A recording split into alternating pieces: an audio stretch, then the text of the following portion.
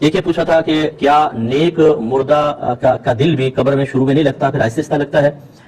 دیکھیں ایسا مسئلہ نہیں ہے. بعض ہم لوگ موت کو بہت ہی زیادہ عجیب و غریب، چونکہ ہم نے چند باتیں سنی ہوتی ہیں عذابات کے بارے میں اور دیگر چیزوں کے بارے میں، تو ہم سمجھتے ہیں شاید مرنے کے بعد بہت ہی سخت معاملات ہیں.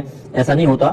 جو نیک آدمی ہوتا ہے وہ تو اپنی موت کے وقت ہی اللہ تعالیٰ چونکہ پردے ہٹا دیتا ہے، وہ حضرت ملک الموت علیہ السلام کو بڑی خوبصورت شکل میں دیکھتا ہے، پھر جنتی نعمتیں اس کے پاس لائی جاتی ہیں، ہزاروں فرشتوں کو اس کو پروٹوکول ملتا ہے، اس کی روح کو 7ویں آسمان حتیٰ کہ عرش الہی تک پہنچایا جاتا ہے، وہ سجدہ ریز ہوتی ہے، اور پھر اللہ تبارک و تعالیٰ اس کی روح کو قبر میں لوٹانے کا حکم ارشاد فرماتا ہے.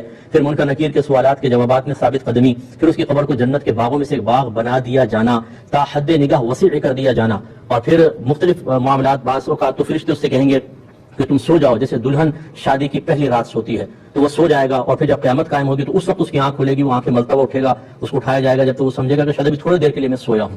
اسی طرح کوئی شخص ایسا ہوگا کہ جس کا عمل اس کے سامنے ظاہر ہوگا، ایک انسانی شکل میں بڑا خوبصورت ہوگا، تو وہ پوچھے گا کہ تو کون ہے؟ وہ کہتا ہے کہ تو مجھے نہیں پہچانتا، میں تیرا عمل ہوں، اب قیامت تک میں تیرے ساتھ رہوں گا. لہٰذا اچھی طرح یاد رکھیے کہ ایسا نہیں ہے کہ آپ کو قبر میں چھوڑ کر اندھیری قبر میں اور چھوٹے سے اس میں آپ لیٹے ہوئے ہیں کہ آپ کیا کریں، کچھ کرنے کو تو ہے ہی نہیں اب یہاں پر، نہ لیپ ٹاپ ہے، نہ گیمز ہیں، نہ کچھ ہے، تھوڑی دیر سوچتے رہے آپ پھر بور ہو گئے.